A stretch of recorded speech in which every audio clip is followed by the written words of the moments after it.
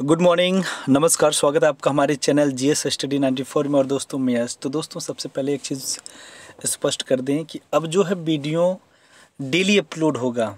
और जो मुझे लगेगा कि नहीं, ये जो संपादकीय है महत्वपूर्ण होने वाला है, इस पे विचार विमर्श करने की आवश्यकता है कल के एग्ज़ाम के लिए, या फिर जब आप कभी भी किसी से डिबेट करें तो ये चीज़ आपके लिए महत्वपूर्ण हो सकता है। उसके बारे में, उस विषय को लेकर हम यहाँ पर चर्चा करेंगे और पूरी कोशिश करेंगे कि बिंदु से भटके ना। और मैं एक चीज़ आपसे हमेशा कहता हूँ कि जब कभी भी आप किसी मित्र से, परिवार के किसी सदस्य से जब आप तर्क वितर्क करें तो याद रखिएगा, तर्क वितर्क से जो मंथन निकलता है तो जो आखिरी जो शेष रह जाता है ना, वो अमृत के समान होता है। तो उसे आप अपने जीवन में एक उपयोगिता के रूप में समझिएगा। ये नहीं कि तर्क वितर्क के सिवाय महाकुतर्क का काम करने लगें कि जिस बिंदु पर हम जिस विषय पर बात कर रहे थे उससे भटक कर आपसी मतभेद पैदा कर लें। ये चीज़ नहीं होना चाहिए। जहाँ पे आपको महसूस होने लगा कि जिस व्यक्ति से आप विचार विमर्श कर रहे थे, तर्क वितर्क कर रहे थे, यदि वो व्यक्तिगत रूप से अपने ऊपर ले रहा है तो उसे समझाने का प्रयास करें, या फिर उस बहस को वहीं पर आप रोक दें। ठीक है, क्योंकि मैं नहीं चाहता कि आप लोगों की डिबेट से कोई पर्सनल, कोई व्यक्तिगत नाराज़ हो जाए। तो चलते हैं आगे। और ये विषय बहुत ही महत्वपूर्ण होने वाला है, क्योंकि आए दिन जिस प्रकार से एक तमाम तरह के आरोप प्रत्यारोप का काम चल रहा है एक विशेष धर्म को लेकर, उस पर आज हम बात करेंगे। तो दोस्तों ये जो एडिटोरियल है, जो संपादकीय है, वो है स्वतंत्र वार्ता से लिया गया है। तो चलते हैं, आज देखते हैं इसमें क्या नया है। तो आप यहाँ पर देख सकते हैं लिखा, इस निंदा की आड़ में वह सी खेल। सबसे पहले मैं आपको एक चीज़ स्पष्ट कर दूं, इस निंदा का मतलब होता है ईश्वर की निंदा। ठीक है, ईश्वर की निंदा करना, उसे बोलते हैं इस निंदा की आड़ में वह सी खेल। अब एक चीज़ आप देख लीजिए, कई देशों में और ख़ासकर जो मुस्लिम देश हैं वहाँ पे इस निंदा की कानून होती है। कहने का मतलब ये है कि यदि आप वहाँ के ईश्वर, पैगंबर, अल्लाह, जो भी धर्म के लोग हैं, यदि वहाँ पे उनकी बुराई बतिया देते हैं, उन्हें कुछ अपशब्द कह देते हैं। हमारे देश में अलग चीज़ है कि we have a right to freedom, अभिव्यक्ति की स्वतंत्रता, आप कुछ भी कह सकते हैं। एक लिमिटेशन क्राइटेरिया उसके लिए भी निर्धारित की गई है। पर अन्य देशों में यदि ज़रा सा भी, एक आपने सार्ली एब्दो जैसे व्यक्ति का नाम सुना था, जो बहुत बड़ा कार्टूनिस्ट था फ्रांस का। उन्होंने एक छोटा सा कार्टून बना दिया था पैगंबर साहब का, किस प्रकार से उनके दफ्तर में कुछ कह सकते हैं कट्टरपंथी घुसते हैं, जो पूरी तरह से इस्लामिक थे, इस्लामिक धर्म से जुड़े थे, ताबड़तोड़ गोलियाँ चलाएं, मार डालें। ठीक है, तो कभी कभार कुछ ऐसे भी व्यक्ति हैं जिनके जहन में इतना ज़्यादा आग लग जाती है कि वो मतलब किसी प्रकार का भी निंदनीय कृत्य हो करने से हिचकते नहीं हैं। और उसी की आड़ में जो वहसी खेल खेला जा रहा है उसके बारे में एक तरह से हम एक्सपोज करेंगे, बातचीत करेंगे। तो चलते हैं आगे। मैं मानता हूं कि दोस्तों जो मैं यहाँ पे बताता हूँ, डिस्कस करता हूँ, चीज़ें लंबी हो जाती हैं, पर मेरा मानना है कि आप कभी शांति से बैठ के उसे समझिएगा। आप उन विषयों पे पहले से अपेक्षा और बेहतर आप बोल सकते हैं, और आपके पास शब्द होते हैं, आपके पास कुछ ऐसे विचार होते हैं जो लोगों के सामने आप पेश कर सकते हैं। तो चलते हैं।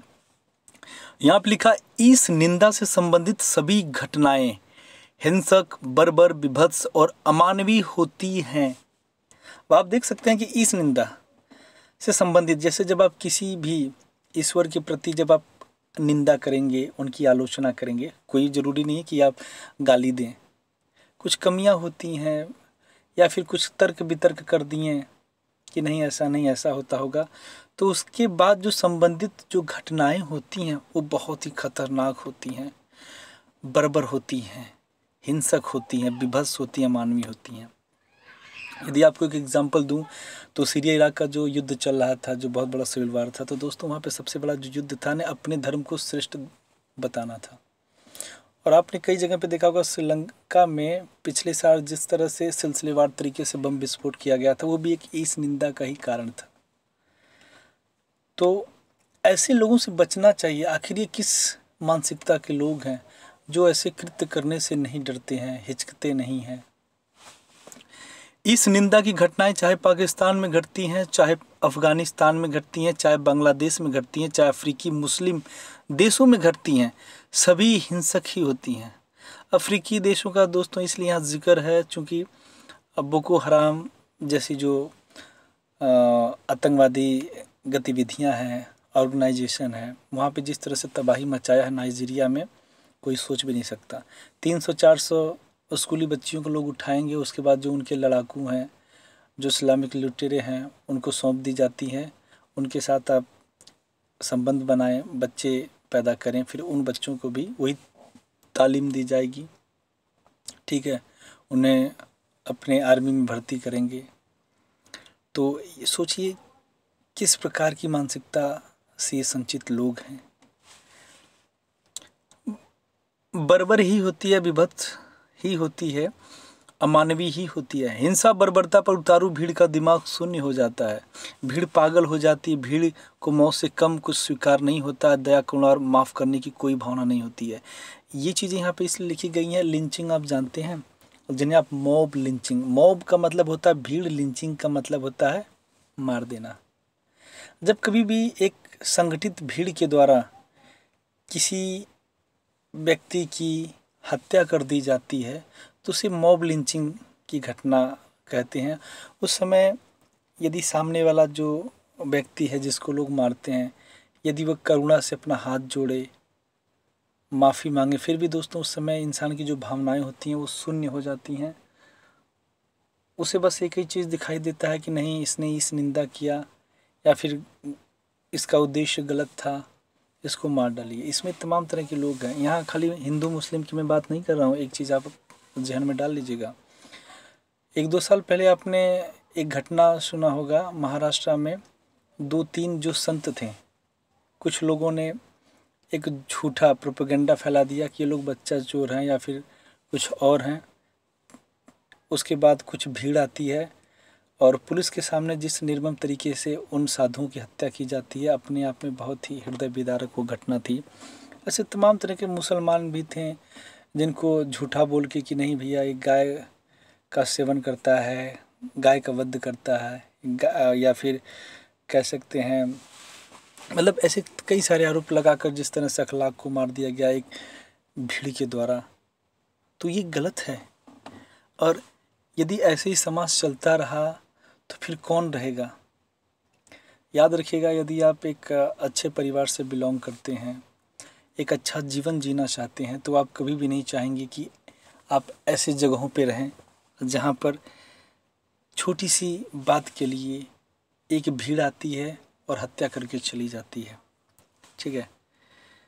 सिर्फ यही लक्ष्य होता है कि इस निंदा के आरोपित व्यक्ति को जिंदा रहने का कोई अधिकार नहीं है, इसने इस निंदा का अपराध किया है, इसलिए इसकी मौत होनी ही चाहिए। इसी लक्ष्य को लेकर पगलाई भीड़ कथित आरोपित को बेरहमी से पिटाई करती है, कथित आरोपित को आग के हवाले कर देती है।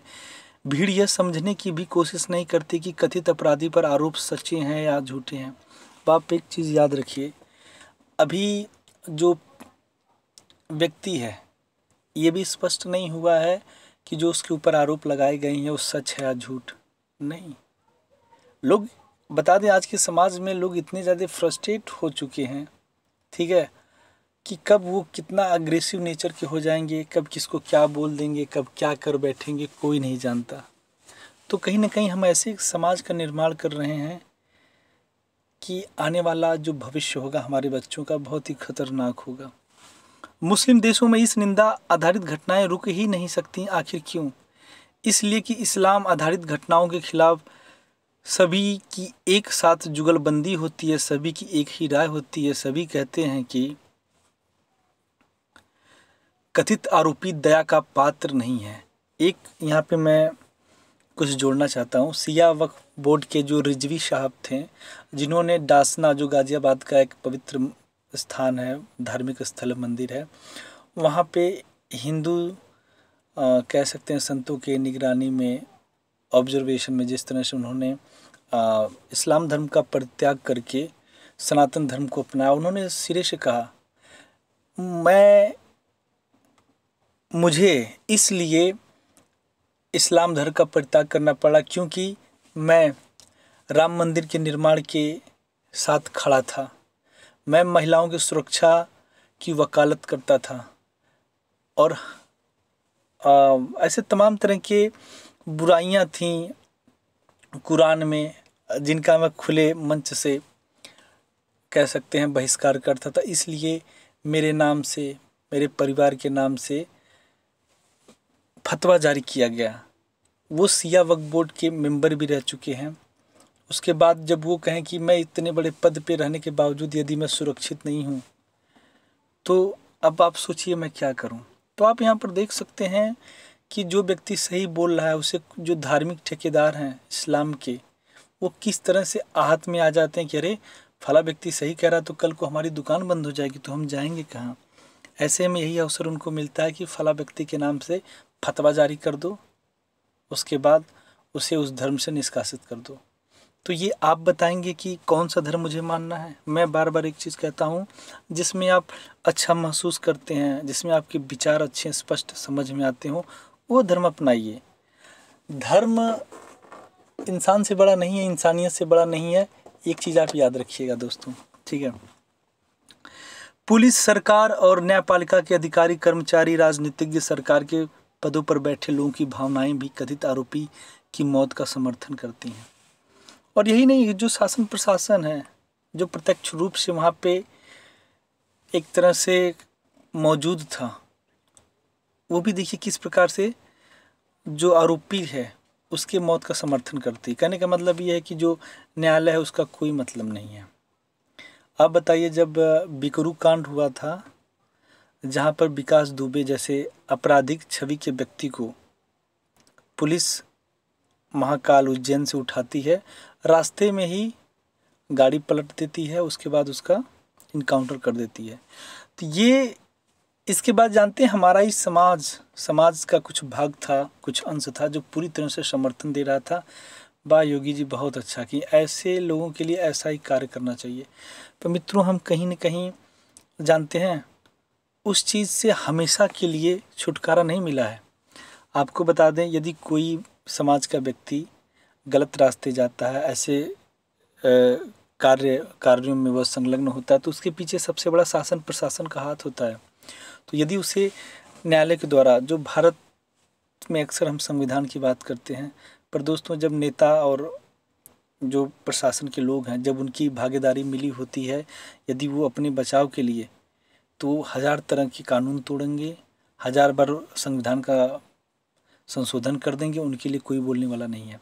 उनको पता था यदि विकास दुबे सही सलामत न्यायालय में उपस्थित होगा तो कई सारे अधिकारी, कई सारे नेतागणों का नाम खुलासा होगा, जिसके बाद उनके भी चेहरे, उनके भी पद प्रतिष्ठा धूमिल होंगे। इसलिए गाड़ी को पलटा दिया गया, मार दिया गया। तो ऐसे पुलिस वाले यदि इस तरह के कार्य करते हैं तो उन कार्यों की हमें निंदनीय निंदा करनी चाहिए।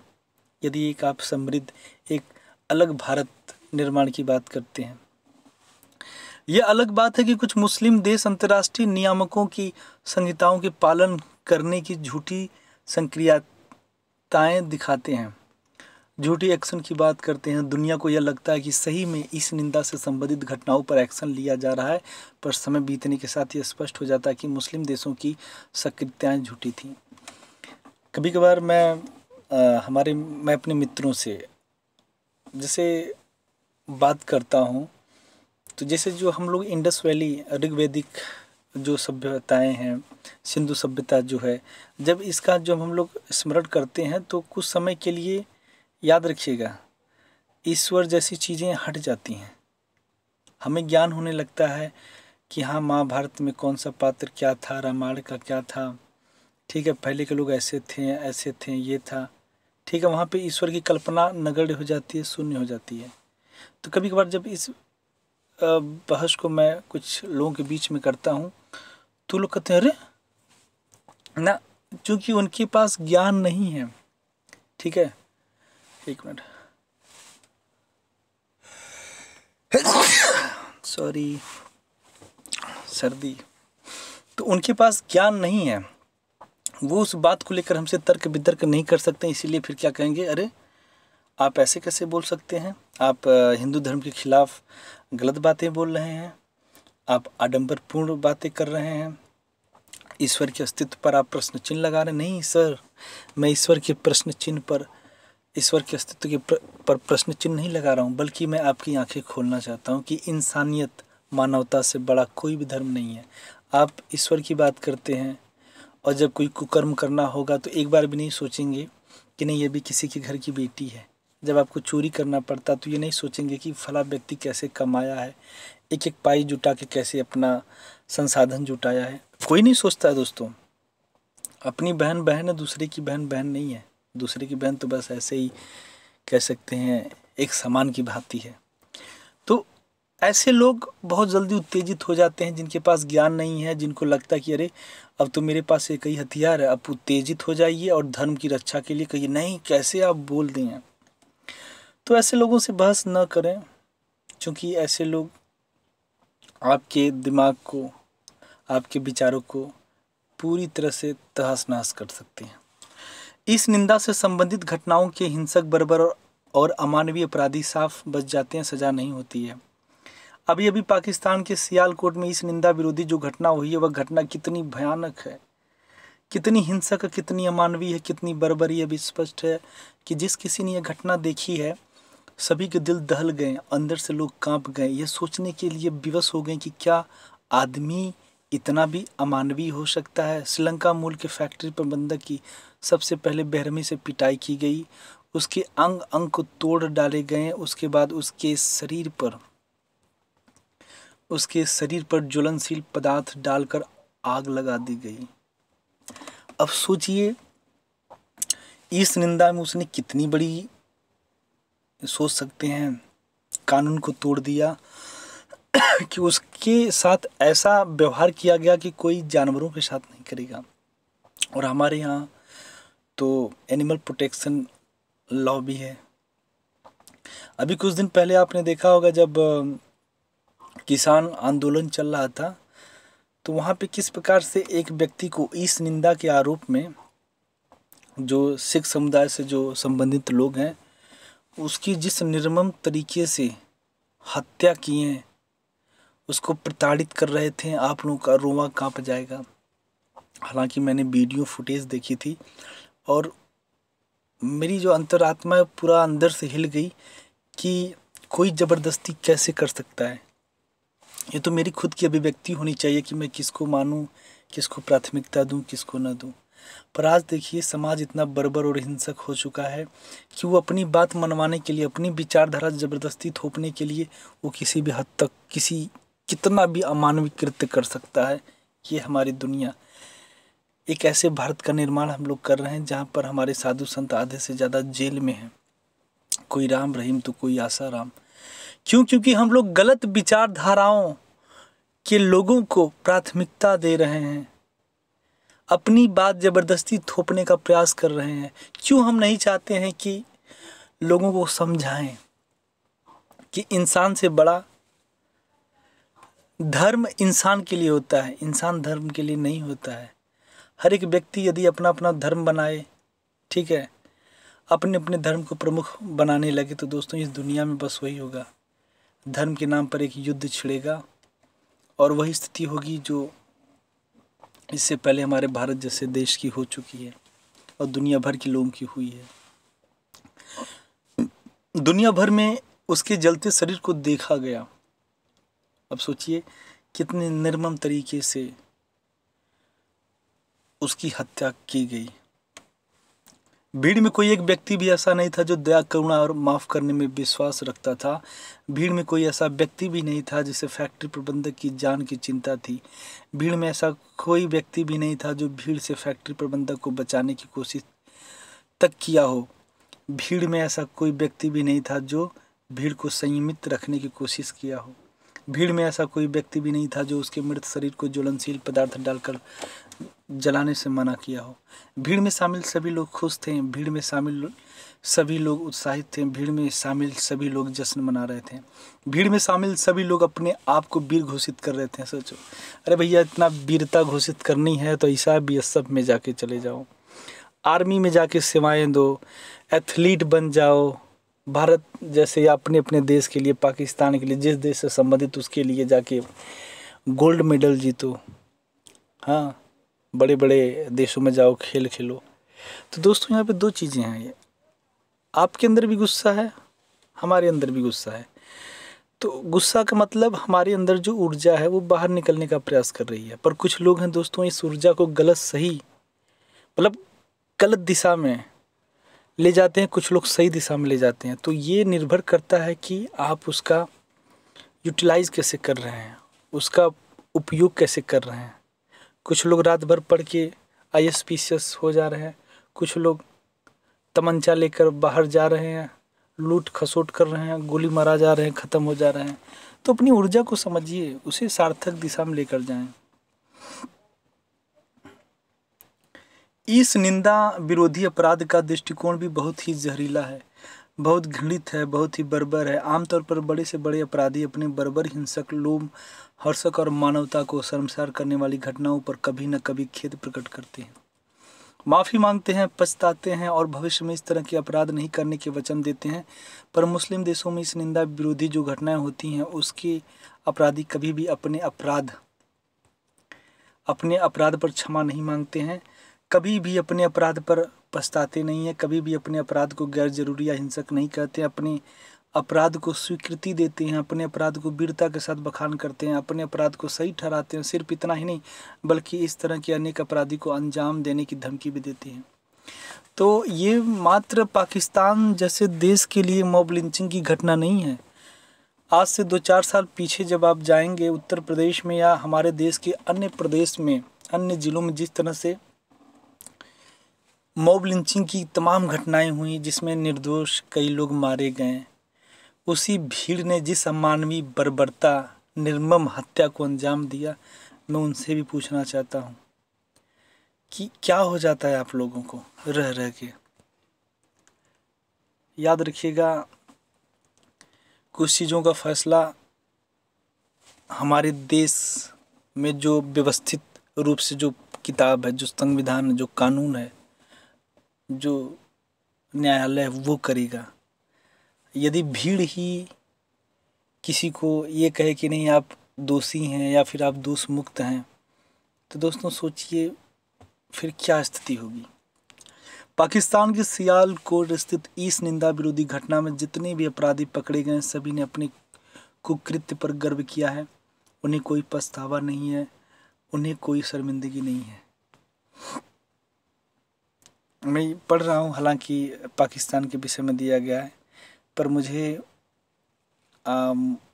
मुझे खुद काफ़ी होता है ना, अलग सा महसूस हो रहा है कि हमारे भारत जैसे देश में भी इससे बर्बर हिंसक घटनाएं हो चुकी हैं और हम अभी भी मौन हैं। और आज देखिए पाकिस्तान में एक घटना हो जा रही है तो हम उस पर उत्तेजित हो गए। ये पूरे देश के लिए, पूरे विश्व के लिए एक मैसेज है कि कोई भी समाज यदि इस तरह की चीज़ों को बढ़ावा देगा तो अपने बच्चों को क्या देगा, अपने परिवार को क्या देगा, देश को क्या देगा। सोचिए। सभी अपराधी कहते हैं कि उन्हें इस घटना पर गर्व है, आगे भी इस तरह की घटनाओं को अंजाम देने के लिए वे पीछे नहीं रहेंगे। जो भी हमारे प्रतीकों का अनादर करेगा उसकी मौत हिंसक ही होगी, न्यायालय नहीं, हम खुद सजा देंगे और सजा दिया है। ऐसी बीमार भावना रखने वालों से आपकी उम्मीद और क्या हो सकती है। अधिकतर घटनाओं की पड़ताल में देखा जाता है कि व्यक्तिगत दुश्मनी ही निकाली जाती है, पूर्व निर्धारित लक्ष्य पूरे किए जाते हैं, संपत्ति लूटने का खेल होता है, कहीं मजहबी मानसिकताओं को तुष्ट करना होता है, कहीं इस निंदा के माध्यम से गैर मुसलमानों का सफाया करना लक्ष्य होता है। प्रियांथा दियावादना मुस्लिम नहीं थे, प्रियांथा दियावादना बौद्ध थे और श्रीलंका के मूल निवासी थे, पेशे से इंजीनियर थे। उनके परिजनों का कहना है कि पाकिस्तान जैसे मुस्लिम देश में काम करने से उन्हें मना किया गया था, पर प्रियांथा दियावादना नहीं माने। उन्हें जोखिम लेकर काम करना अच्छा लगता था। उन्होंने इस निंदा कानून का उल्लंघन भी नहीं किया था। किसी के प्रतीकों का अपमान करना उनका मकसद नहीं था। वे तो ईमानदारी और कुशलता से काम करने वाले थे। अपनी नियोक्ता फैक्ट्री को दुनिया भर में स्थापित करना चाहते थे, इसलिए वे ध्यान लगाकर काम करते थे। फैक्ट्री काम करने वाले अन्य कर्मचारी और अधिकारियों को भी लगन से काम करने के लिए प्रेरित करते थे। यानी कि वे एक सख्त अधिकारी थे। सख्त अधिकारी को मजदूर और कर्मचारी स्वीकार नहीं करते हैं। प्रारंभिक जांच में जो तथ्य सामने आए हैं वे तथ्य गहरी साजिश के संकेत देते हैं। फैक्ट्री की मशीनों पर मजदूरों ने अपने प्रतीकों के संबंध में लिखे स्टिकर लगाए थे। ये स्टिकर गहरी साजिश के हिस्से थे। फैक्ट्री में विदेशी व्यापारी आने वाले थे। विदेशी व्यापारियों के दौर होने के कारण फैक्ट्री की सफाई हुई थी। फैक्ट्री को नया रूप रंग दिया गया था। फैक्ट्री की मशीनों पर लगाए गए स्टिकर आज न कल धूमिल होते ही, इसके अलावा स्टिकर फटते ही फैक्ट्री मैनेजर को यह अंदेशा नहीं था कि सिर्फ स्टिकर हटवाने मात्र से उसकी जान चली जाएगी। अब आप सोचिए, उसने इस निंदा, मतलब वहाँ के जो ईश्वर हैं, जो भी पैगंबर, जो जिसमें जिसकी आस्था होती है, जिसको भी वो लोग मानते हैं, उसने किसी को कुछ नहीं कहा। बस एक होता है ना, साफ़ सफाई की बात होती है, विदेशी आने वाले हैं तो थोड़ा सा साफ़ सफाई कर दिया जाए। तो जो स्टिकर लगाया गया था तो उन्होंने सोचा कि इसको हटा दिया जाए, अच्छी भली भांति सफाई कर दिया जाए। उस वजह से दोस्तों उनकी हत्या कर दी जाती है, सोचिए। और ऐसी हिंसक घटनाएं उनकी ज़िंदगी छीन लेगी। मशीनों से स्टिकर हटवाने के पीछे उनकी मानसिकता अपमान करने की नहीं थी। वे जानते थे कि एक मुस्लिम देश में इस तरह की घटनाओं को अंजाम देने का दुष्परिणाम क्या होता है। फैक्ट्री के अंदर जो विरोधी मजदूर और कर्मचारी थे, सभी ने साजिश की और भीड़ जुटाई और घटना को अंजाम दे दिया। दुनिया में जब इस लोमहर्षक घटना की निंदा हुई और पाकिस्तान को लगने लगा कि उसकी छवि खराब हुई है, तो दुनिया ने उसे भीख मिलनी बंद हो जाएगी। दुनिया उसे और भी लोमहर्षक, हिंसक और अराजक देश की कसौटी पर देखेगी तो फिर कुछ कदम उठाने के लिए विवश हुआ है। पाकिस्तान के प्रधानमंत्री इमरान खान का बयान है कि इस घटना से वे शर्मसार हैं और इस घटना के दोषियों को वह छोड़ेंगे नहीं, सभी दोषियों को सजा दिलाकर रहेंगे। दोषियों में भीषण हिंसक मानसिकताओं से पूर्ण कट्टरपंथी है। कट्टरपंथियों के सामने पाकिस्तान की सरकार और सेना किस प्रकार से हथियार डाल देती है यह भी स्पष्ट है। 100 से अधिक लोगों की गिरफ्तारी हुई है। तो दोस्तों ये नाम का खाली गिरफ्तारी। आपने देखा होगा कि भारत जैसे देश में तमाम तरह के बम विस्फोट किए गए, तमाम तरह के अमानवीय कृत्य किए गए। आपको याद होगा 2008 में जो मुंबई में बम ब्लास्ट किया गया था, हैदराबाद में किया गया था, ऐसे तमाम जगहों पे बम ब्लास्ट किया गया था। आए दिन जिस प्रकार से हमारे देश के जवानों का सर, अब तो नहीं किसी में दम है सर काट ले, पर इससे पूर्ववर्ती जो सरकारें थीं कांग्रेस की, कितने सर काटे गए हमारे देश के जवानों का। फिर भी वो कहते ना भैया हमको नहीं पता किस तरह से वो किस गलत तरीके से आतंकवादियों को हमारे देश में प्रवेश कराते हैं। उनका उद्देश्य यही होता है कि भारत जैसे देश को खोखला कर देना, आतंकी साजिशों के तहत उसे बर्बाद कर देना, किसी से छुपा नहीं है।